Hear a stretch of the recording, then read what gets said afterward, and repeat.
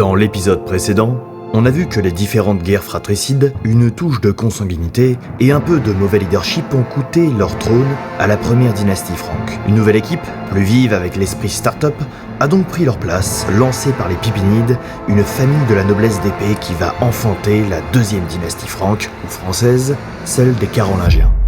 Le petit Charles, Carolus, est le fils de Pépin le Bref et de Bertrade de Laon, dite Berthe au Grand-Pied. À la mort de Pépin le Bref, toujours dans la pure tradition franque, on sépare le royaume en deux. Charles hérite de la Neustrie et de l'Aquitaine, en haut à gauche, la côte atlantique, la Manche, et son frère Carloman, le même nom que leur oncle, récupère l'Austrasie à droite. Très vite, la relation entre les deux frères, Charles et Carloman, se détériore. Dès 769, le duc d'Aquitaine exige l'indépendance.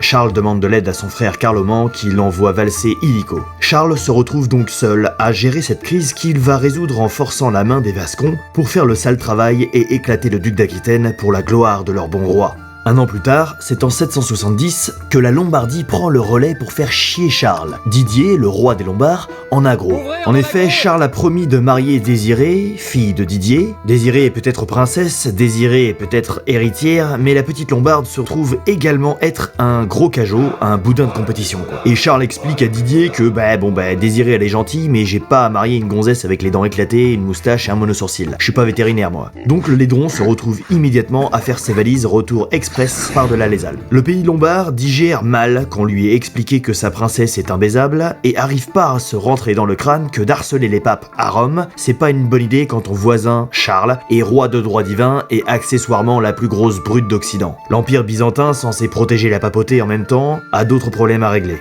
Donc c'est Charles qui va aller calmer les ardeurs des Lombards. Coup du destin ou coïncidence, le frère de Charles, Carloman, meurt. Le regnum franco-rome est donc encore réunifié. Et en 774, Didier, encore tenace, résiste au siège monté par Charles à Pavie. Peu après les fêtes de Pâques, où Charles est allé les célébrer avec son copain le pape, Pavie tombe.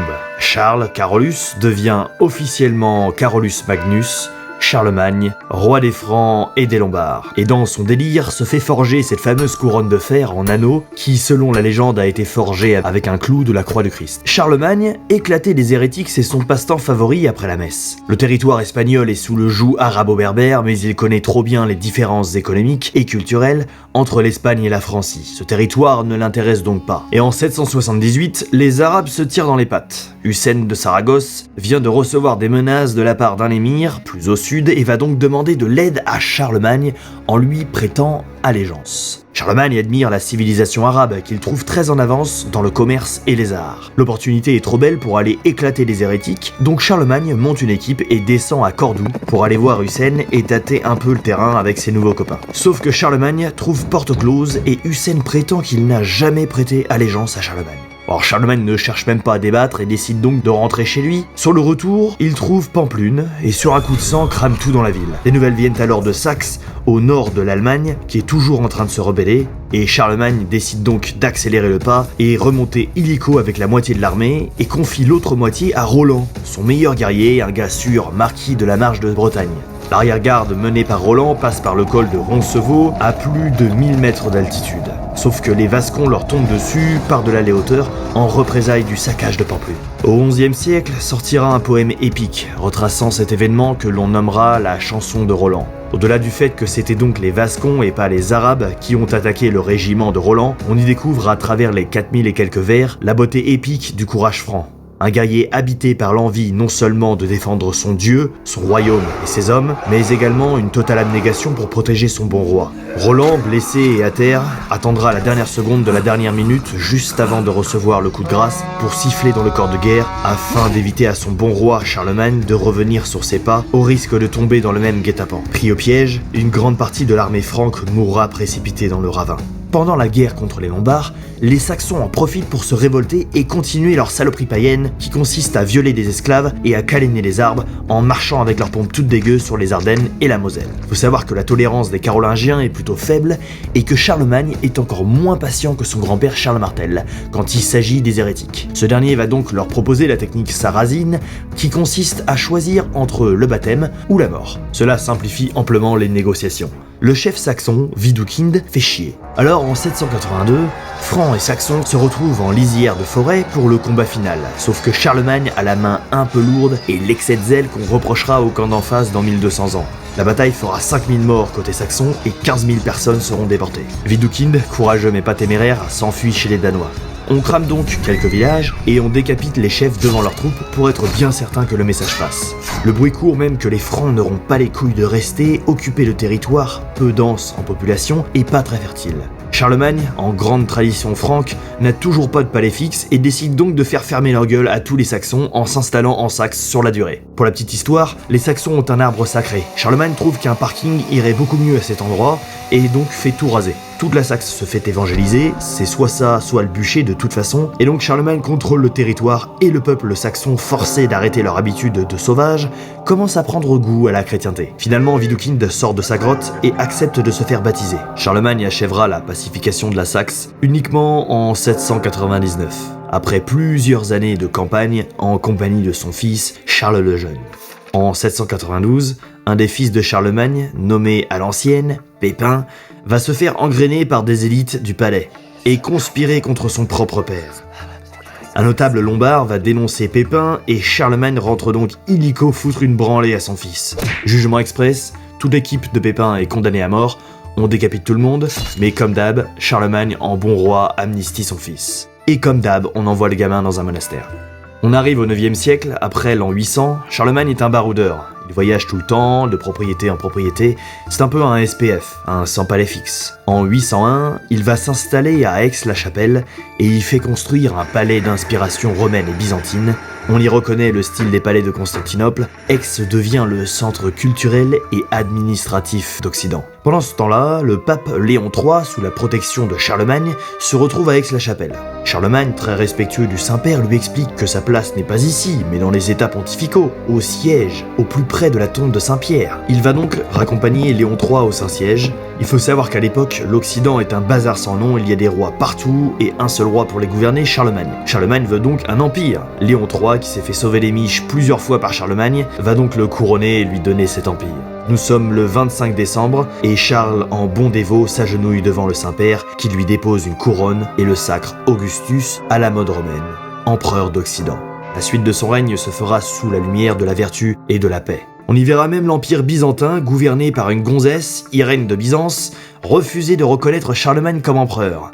Et ça tombe bien, Charlemagne refuse d'admettre qu'une gonzesse puisse être impératrice. Il explique plus ou moins que cette connasse a destitué son propre fils et que ça lui ferait mal de l'avoir posé ses miches sur le trône. Charlemagne aime bien régir tout et n'importe quoi, style la seule position dans un plumard c'est le missionnaire et interdiction de couiller le mercredi, jeudi et le dimanche. Très vite, Carolus Magnus comprend qu'avec un empire qui fait la moitié de l'Europe, cela deviendra difficile de gérer les affaires courantes. Il institue les missi dominici pour s'entourer d'une élite politique. Il faut comprendre que ces derniers, les missi dominici, sont extrêmement bien éduqués, mais également très bien surveillés et inspectés, faut pas faire n'importe quoi. Ils sont toujours deux, un comte et un évêque. Le premier au pouvoir temporel, le second au pouvoir spirituel. On organisera plus de 200 comtés avec des assemblées de province, des plaids, où jugements et lois font leur apparition. Les fonctionnaires retranscrivent cela en chapitres, on passe de la tradition orale à la tradition écrite. Charlemagne lui-même y ajoute ses propres décisions, ses capitulaires, charge à ses missi dominici de diffuser cela dans les provinces. Et lorsque les campagnes se calment vers 800, l'Empire qui avait basé toute son économie sur la guerre se retrouve à devoir changer ses habitudes de mongolien en armure pour passer à un modèle plus doux,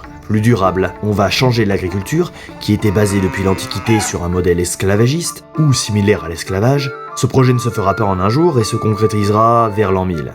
Petit point économie, le point fondamental que cette transition surlignera, c'est que l'esclavage, au-delà de toute question morale ou éthique, n'est pas durable pour une société qui souhaite se développer pour deux raisons. La première, la productivité d'un esclave est très faible car il n'est pas intéressé au rendement. C'est ce que tous les régimes communistes ont commencé à comprendre mais un peu tard. Et la deuxième, l'utilité d'un esclave dans l'économie est proche du néant car il n'est presque pas intéressé au processus d'offre et de demande. C'est structurellement une mauvaise idée que de maintenir une société sur l'esclave et les Romains étaient trop occupés entre deux orgies pour s'en rendre compte. Ce renouveau de l'Occident, après quelques siècles de prétendu déclin, sera qualifié de rénovation. C'est encore le taf de l'Irlande, de nous remettre à niveau en termes d'éducation et de monastères, et le roi dote largement l'église de dons. l'Église lui rend souvent, c'est un perpétuel échange en fonction des besoins entre guerre et paix. Dans tous les cas, la fortune de l'Église devient maintenant celle du peuple. On invente la minuscule Caroline, on sépare les phrases en mots, le latin médiéval s'uniformise et on invente de nouveaux mots.